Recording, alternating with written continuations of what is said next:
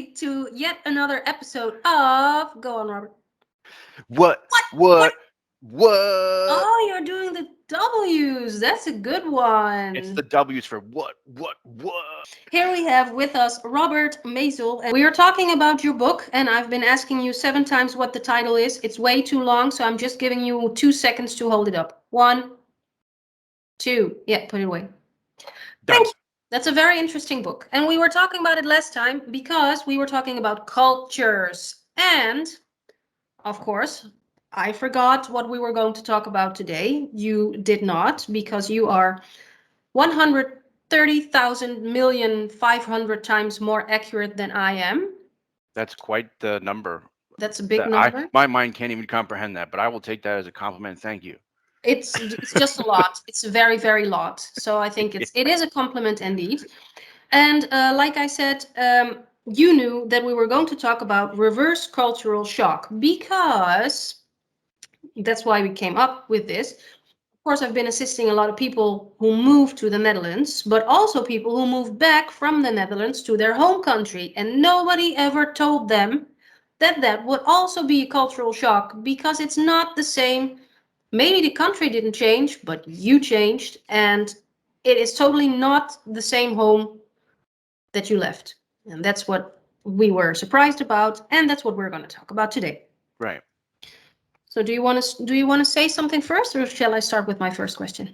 Go ahead with your first question. Well, then we'll dive right in. It's a very easy question. What happened to you when you moved back? I just fell over and fainted. Yeah. No, Oh. but what really happened? Okay. Well, What? but in a sense, though, like my mind kind of did that because, like, first impression, first experience. I get back, I'm holding doors open to people in the U.S. I'm kind of bowing. I'm saying, konnichiwa, arigatos. And I'm like, wait a second, I'm not. No, no. No, that's a very sincere jet lag then. Okay. Yeah, no, and Mm. so I'm using the wrong language, the language that I'm used to from being in Japan, and I'm treating people the way that I would treat them there, and so it did take quite a good amount of time to readjust myself to the language, the culture, just the different elements of society that you get used to in one place, and then you remember are very different in your home country. And as you said, with your experience with folks who may be leaving the Netherlands back to their home country, nobody might have ever told somebody that the experience of going back home Mm. can be very culturally shocking too, because in fact you have changed from having had a new experiences abroad. Yep. Yep. Absolutely.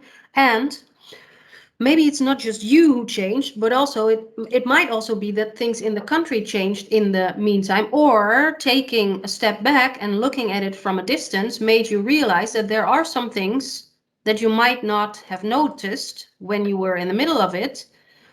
Because that's actually the second thing that I want to ask you, and maybe it's not politically correct to ask you, but were there specific things that did your opinion change from when you were living in the United States and then you moved to somewhere else and you moved back? Were there things in America that you actually didn't necessarily like anymore? Yes. So I would say, and it goes both ways. So there's things I found out I didn't necessarily like, or I appreciated less, and other things I found I appreciated actually more from Hmm. having a new perspective. So we'll give you a little roundhouse kick of both. So Yeah.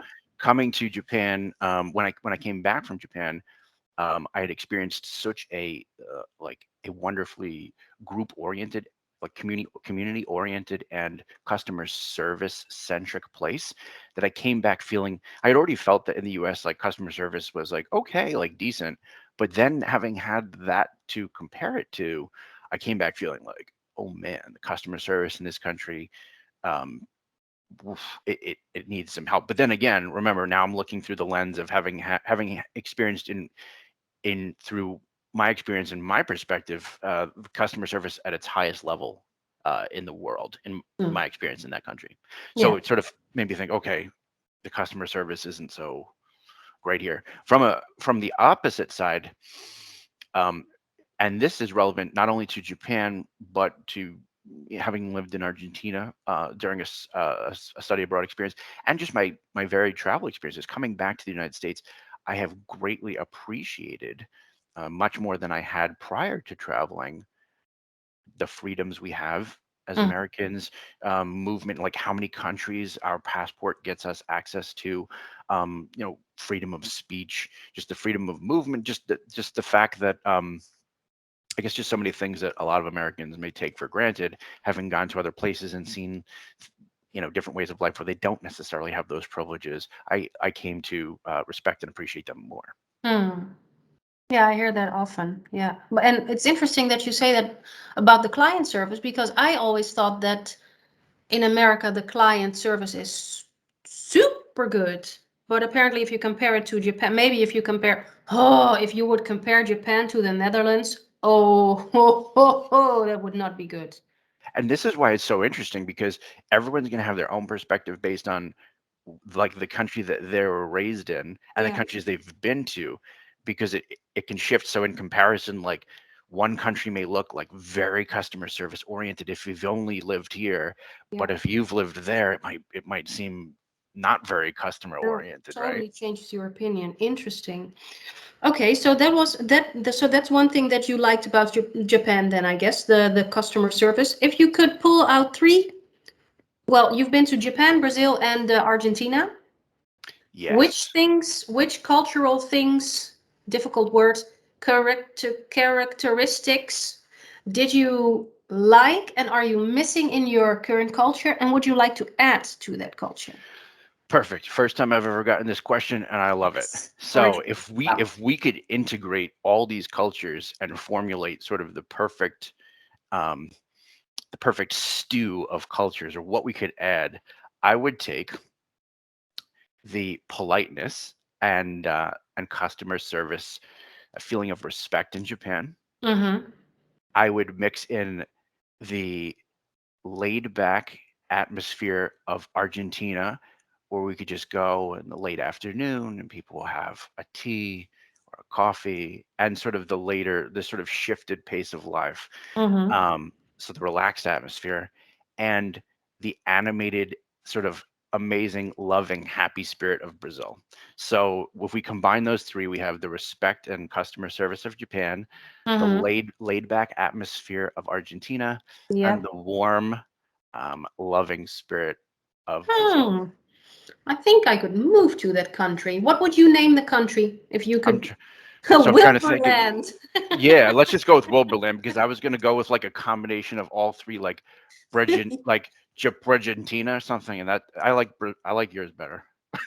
Well, yeah, I don't think everybody understands why, but there's a very interesting story that maybe we can have a third what about, which is then whatever happened to Wilbur, the guinea pig. Don't tell anything else because we need to keep it a secret. Okay, Otherwise, people won't dial into our show. that's right. Good. I think that's. Do you have any tips? Let's end with that one. If people are getting ready to move back to their home country, do you have any tips? Yes. Remember that, I'm going to pull together an important point that you made, and then I made as well, and then that you also made.